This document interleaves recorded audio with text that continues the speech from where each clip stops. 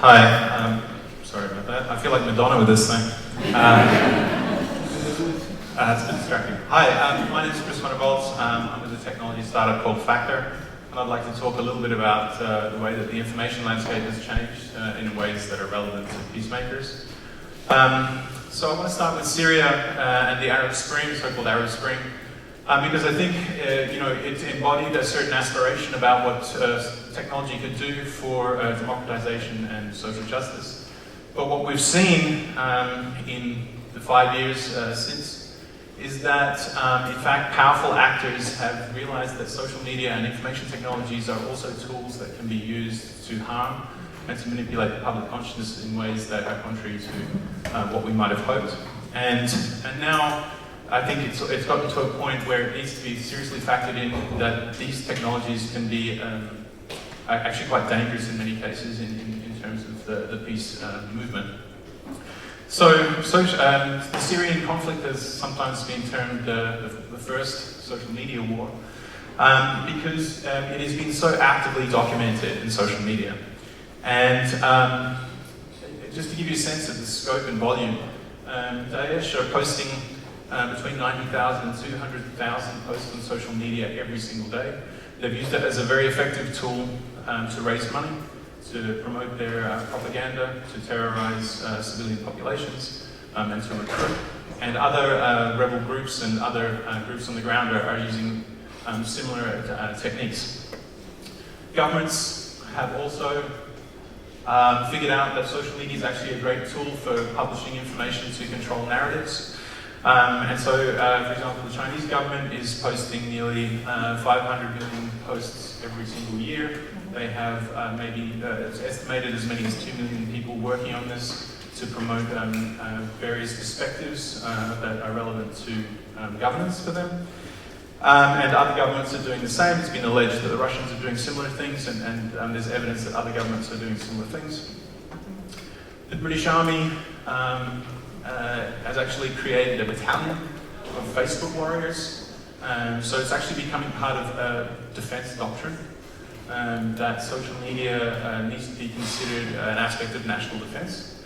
And they're not alone in this. The US government, the Israeli government, and other governments are following suit. However, another aspect of this is that humans are expensive, software is cheap, and so there's been a massive proliferation of what are called bots. Bots are automated software that controls social media accounts. And just to give you a sense of the scope, an analysis done in 2014 found that as many as nearly 50% of Barack Obama's Twitter followers are actually bots.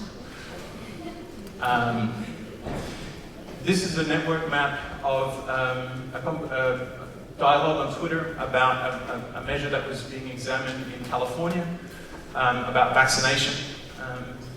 The red dots are bots, the blue dots are people. The size of the dots reflects the amount of retweeting activity that's going on.